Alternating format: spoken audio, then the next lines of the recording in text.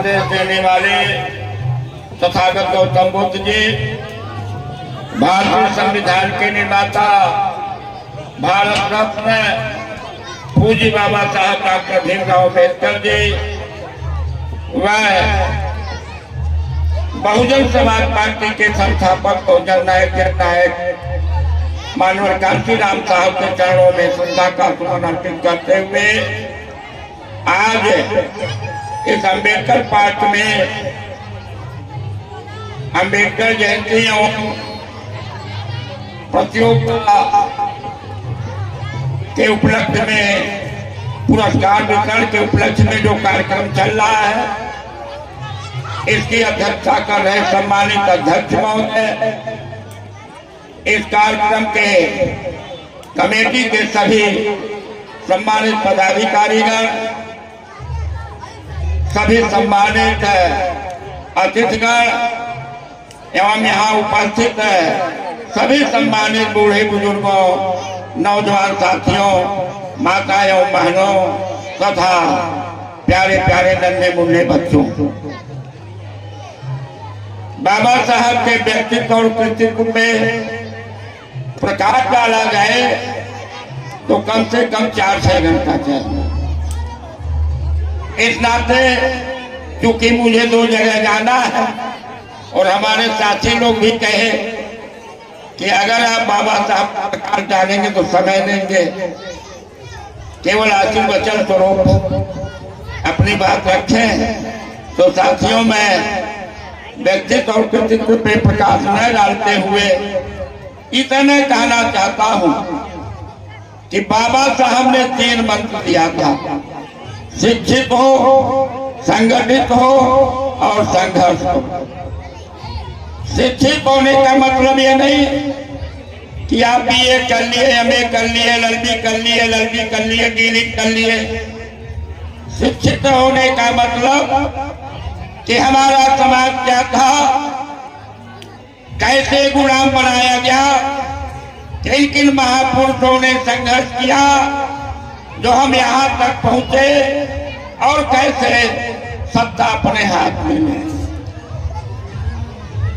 बाबा साहब ने 7 समंदर पार जाकर के लंदन में वकालत करके, जिन्हें समाज में उठने बैठने का अधिकार नहीं था, जिन्हें पढ़ने लिखने का अधिकार नहीं था, उन्हें शिक्षित होने का अधिकार दिलवाया, कुर्सी पे बैठकर नौकरी करने का अधिकार दिलवाया, कुर्सी पे बैठकर शासन करने का अधिकार दिलवाया। बाबा साहब ने कहा, जब बाबा साहब ने इन नन्हे बोले बच्चों के हाथ में कलम पकड़ा दिया, तब उन्होंने कहा था कि हमने आपके हाथ में कलम दे दी, इस कलम से स्वयं अपने तकदीर को लिखो कि हमें क्या बनना है, आईएएस बनना है कि आईपीएस बनना है, पीसीएस बनना है, ये तुम्हें स्वयं लिखना है, ये कोई दूसरा नहीं लिखेगा, तुम्हें स्वयं लिखना होगा। उसके लिए तुम्हें मेहनत करना होगा, प्रयास करना होगा और संगठित हो। बाबा साहब ने कहा था कि संगठित हो। तमाम लोग इस बात को रखते हैं, बाबा साहब का फोटो भी लगाते हैं, जय भीम भी करते हैं और जहां जाते कहते सबको संगठित हो। तो बाबा साहब को संगठित होने के लिए कहा था, संगठन बनाने के लिए नहीं। लेकिन जब आप इस मुकाम तक पहुंच गए, शिक्षित भी हो गए, संगठित भी हो गए, संघर्ष करके सत्ता भी हासिल किए, तो अब लोग तमाम संगठन बनाना शुरू कर दिए। संगठन बनाने से फायदा नहीं होगा, संगठित होने से संघर्ष करेंगे तभी सत्ता आपके हाथ में।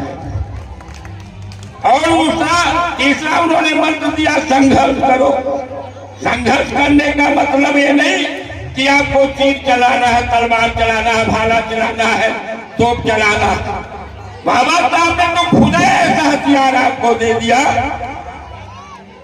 जब वो आपको अधिकार दिलवा दिए थे, तब बाबा साहब ने गर्व के साथ कहा था, अरे मेरे बहुजन समाज के लोगों, हमने आपको इतना बड़ा हमने आपको इतना बड़ा हथियार दे दिया, इतना बड़ा हथियार दे दिया, इसका मुकाबला तीर तलवार छोड़ो, गोली बंदूक छोड़ो, जिसका मुकाबला पैदल कहे कभी नहीं कर सकता। वो कौन सा हथियार? कोर्ट का हथियार। कोर्ट के द्वारा सत्ता हासिल किया जा सकता है, धन के द्वारा नहीं। तो साथियों, हमें संघर्ष करने की जरूरत नहीं है। केवल बाबा साहब ने बताए तीनों मंत्रों को आप मान लें तो आने वाले समय में मेरा दावा है, चैलेंज है, ये सत्ता, ये देश आपके हाथ में होगा।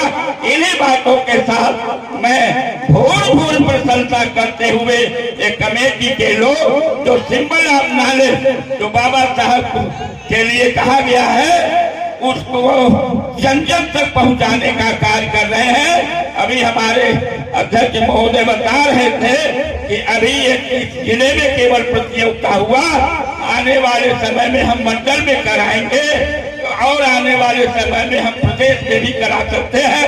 हम जो है आपको आश्वस्त करना चाहते हैं, इस कमेटी के लोगों को आश्वस्त करना चाहते हैं कि आप मंडल नहीं प्रदेश स्तर पे कार्यक्रम कराने, मुझसे जितना सहयोग हो पाएगा हमेशा आपके लिए आपके साथ कप्तान की तरह खड़ा रहूंगा।